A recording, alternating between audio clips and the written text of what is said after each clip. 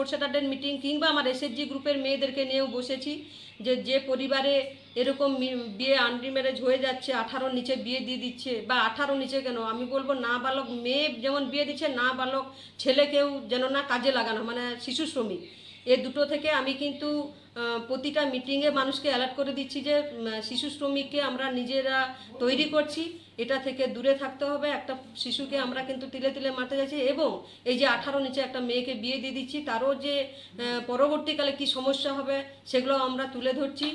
এবং আমার জানতে আমার নৈছনপুর ওয়ানে প্রচুর ছিল 18 নিচে বিয়ে, নাবালিকার বিয়ে ছিল, সেটা আমরা রোধ করতে পেরেছি।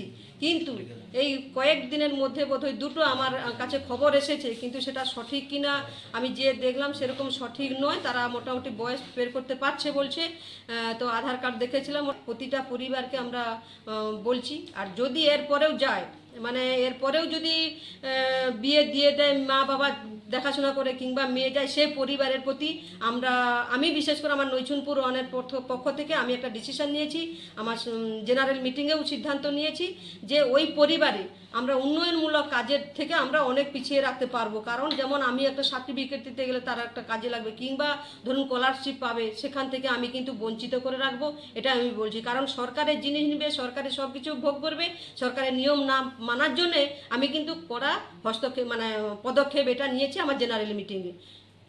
আর একটু বলি, কিছুদিন আগে আমরা কিন্তু একটা রেশনের ব্যবস্থা আছে বিনা পয়সায়, যেহেতু মেয়েকে পড়াতে পারবে না, খাওয়াতে পারবে না, তাহলে ওই পরিবারে আমরা কিন্তু রেশনটাকে বন্ধ করবো ভাবছিলাম, কিন্তু দেখা গেল রেশনটাকে বন্ধ করলে পরিবারের খাদ্যটাকে বন্ধ করা ঠিক হবে না, তাই অন্যভাবে আমরা চিন্তা ভাবনা নিয়েছি।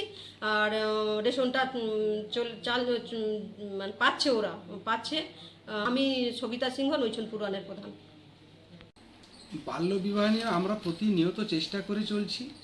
সেই সঙ্গে সঙ্গে আমাদের ফোর্থ স্যাটারডে এবং সেকেন্ড স্যাটারডের মিটিংগুলোতেও আমরা ভিআরপি আশাকর্মী, সেই সঙ্গে সঙ্গে স্বাস্থ্য দপ্তরের প্রত্যেককে নিয়ে যে মিটিংগুলো করি, মিটিংয়ে আমরা একটাই বড় করে যেটাকে মার্জিন করার চেষ্টা করছি যে বাল্যবিবাহ দেশের পক্ষে অত্যন্ত ক্ষতিকারক একটা জায়গা।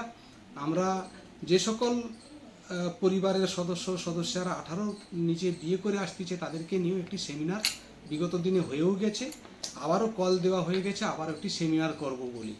বাল্যবিবাহ যাতে না হয় তার জন্য আমরা প্রতিনিয়ত সর্বদাই সব রকমেরই চেষ্টা করে চলছি। আপনার নাম পরিচয়? আমি নৈছনপুরের গ্রাম পঞ্চায়েতের উপপ্রধান, আমি প্রদ্যুৎ হাজরা।